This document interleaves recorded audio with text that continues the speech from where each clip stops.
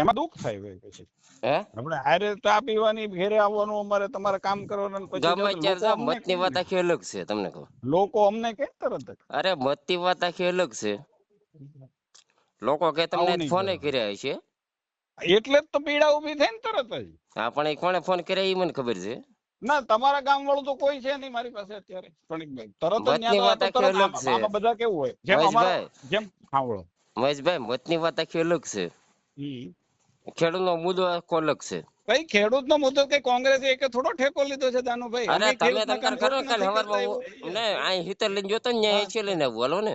હા એવું થોડું હોય કે એને એ જ એમને બધા પ્રશ્નો સોલ્વ કરશે દુનિયામાં તમને કહું અહીં 70 હતા થોડું કે નહીં, હમ ત્યાં કાલે 80 આવે તો એમ વાંધો નથી પણ એ ખોટું ને એમ એમ નહીં. ખેડૂત હાટું મને ખેડૂત ઈ કીધું એટલે આપણે મારે એને દુઃખ જવું થાય મારે એ એને બધી ભેગું વાત જવું નથી જરૂરી છે. જો એ લોકો મારી ભેગા હોય કાંઈ તમારે માટે. મારી હારે આવવું જોઈએ એટલી મને ખબર પડે મુદ્દો તો અમે જ સોલ્વ પણ કરશું મેં આપી તમને દઈએ છોડ્યા કોઈ દી હું ગમે ત્યારે રાતે ફોન કરું છું.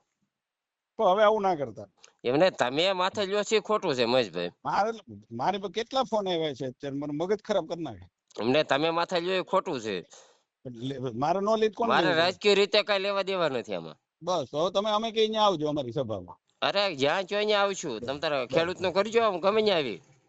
એક ચમચી નો કર ને પાક્કું પાક્કું હાલો હા હા ન આવું તે દી તમે મને ફોન બસ કરીને બસ કહેજો. પાક્કું રેડી હા હા